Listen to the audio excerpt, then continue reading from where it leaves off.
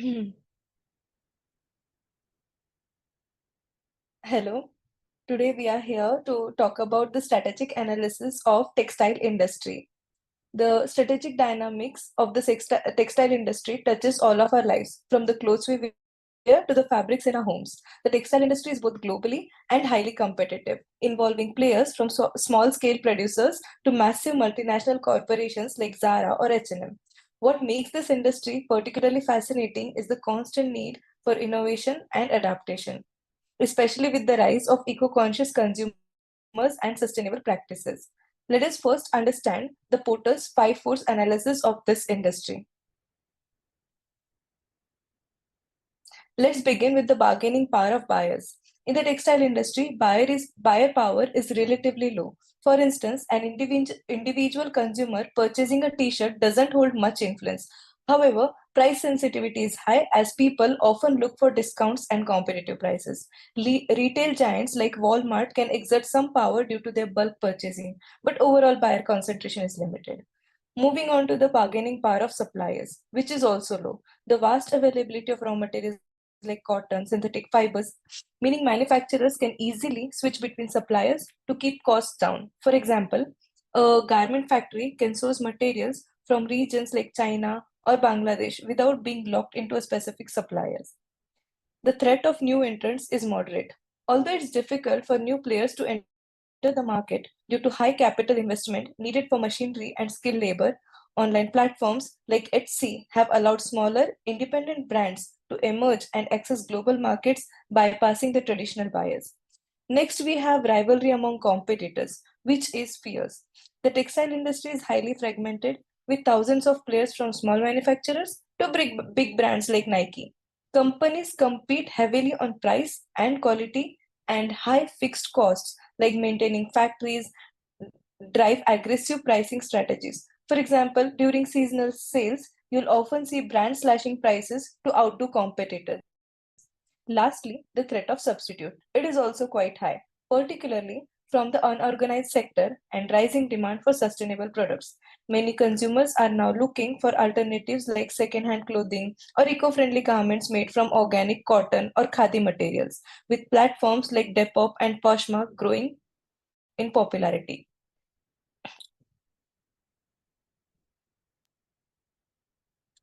Next, we would move to pestle analysis, which is an industry level analysis of the textile industry. So first, we would look at the political factors, in which we have analyzed two factors. First is subsidies and support, and second is tariffs and trade policies. So in subsidies, government has launched a PLI scheme to boost domestic manufacturing and reduce imports, which is a good for the domestic players. And next is tariffs and trade policies. In this, the sector faces substantial duties on importing essential raw materials, making production even more expensive.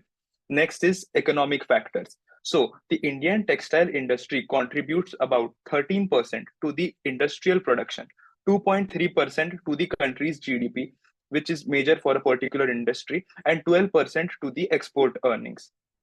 Next, also, higher disposable incomes and preference for brand is also a good economic indicator for a particular industry. Also, Indian textile imports were the highest in the year 21-22, crossing 44 billion and 4% share in global trade of textiles. So, all in all, these are all positive economic indicators for the textile industry. Next, we have analyzed the social factors. In this, there are two factors. First is demographics. The market for textile is growing as a whole, as India's population grows at about 1 to 2% annually. Secondly, consumer preferences. Growing demand for sustainable and ethical produced goods, as consumers are becoming more environmentally and socially conscious. Next is the technological factor. In this, first is e-commerce. The growth of e-commerce has expanded market reach, enabling manufacturers to tap into domestic as well as international market, which is also a good sign. Next, advancements in technology. Basic advancements in technology for the textile industry include: first is machinery and computerized weaving and dyeing. Next is the environmental factor. In this, sustainability is one of the important factors which majorly all the industries are facing, and textile is also one of them. So increasing pressure on Indian textile companies to firstly reduce the the water usage and use eco-friendly materials. And next is climate change. With the more climate is changing, the more the discussion regarding climate is happening. This is also one factor which can hamper the industry growth. Next and last would be legal. So in this there are two factors. First are the labor laws. Regulations on worker safety and rights are being enforced more strictly and stringently, which can affect the industry. And next is the consumer protection laws on the other side. So textile companies must adhere to the consumer protection laws, which aim to ensure that products are safe and accurately labeled.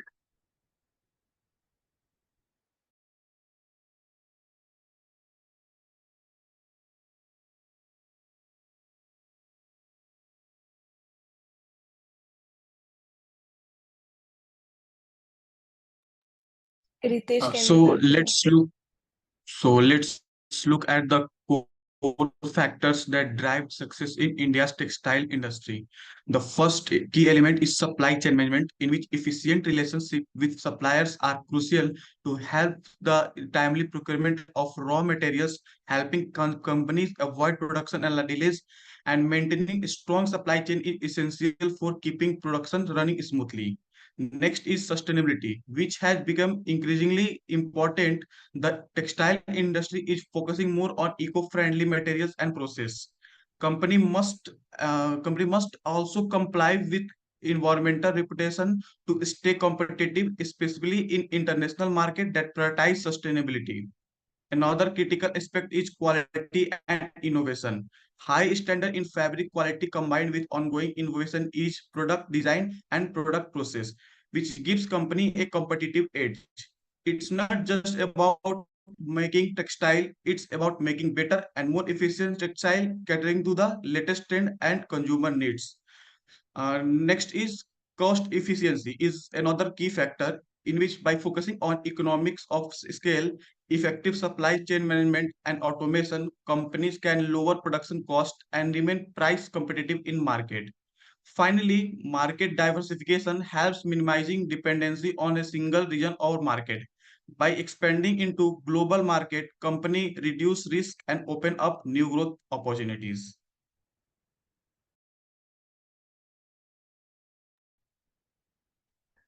The success matrix of three leading companies in the textile industry in India, which is Reliance Industry Limited, Arvind Limited, and Vardhman Textile Limited, is as follows.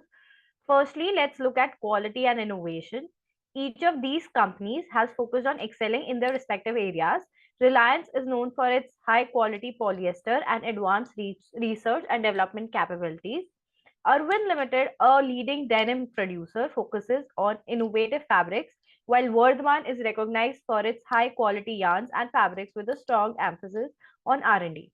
Next, under supply chain management, these companies have developed strong systems to ensure efficiency. Reliance has established a robust supplier network and efficient logistics. Arvind has built an integrated supply chain with reliable distribution channels, whereas Vardhman Textile focuses on effective procurement strategies to maintain a robust supply chain. Moving on to sustainability, each company demonstrates a commitment to eco friendly practices. For example, Reliance has made significant investments in sustainable technologies, while Arvind emphasizes green certifications and sustainability. Wordban stands out for its ethical practices and a strong commitment to eco friendly processes. Finally, in market adaptability, these companies have shown agility in adapting to changing market dynamics. Reliance is quick to adapt to market trends with a diverse product range. Arvind Limited responds agilely to fashion trends with flexible manufacturing, and Vardhman Textile is known for its versatility and responsiveness to market needs. Overall, these factors illustrate how each company leverages its unique strengths to stay competitive in the dynamic textile industry.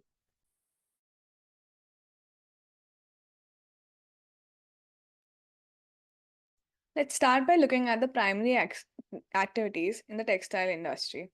Value chain. Inbound logistics covers raw material sourcing from natural fibers like cotton and wool to synthetic fibers. The industry works with both domestic and international suppliers, ensuring efficient inventory management.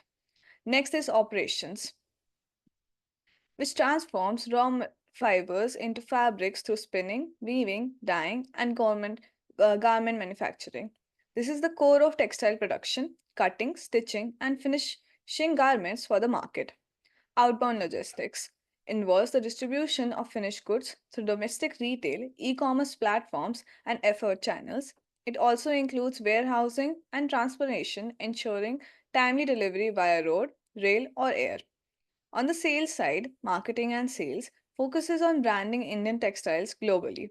This involves retail channels such as stores and online platforms while building strong consumer relationships based on quality and sustainability.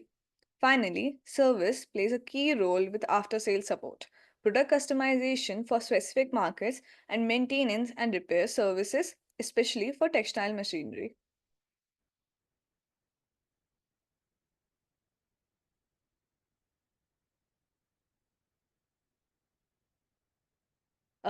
Now, for the secondary activities, the firm infrastructure is essential as textile clusters like Tirupura and Surat provides a hub for the industry. The regulatory environment ensures compliance with labor laws and environmental standards, while financial management drives investment in modern machinery. Human resource management is all about skill development for workers and maintaining fair labor conditions, and highly skilled designers and engineers. Technology development is critical for future of textiles. R&D in sustainable fabrics, automation in production, and digital transformation through ERP systems and e-commerce platforms boost efficiency. Lastly, procurement involves selecting reliable suppliers, enforcing strict quality control of raw material, and negotiating favorable terms to maintain cost efficiency.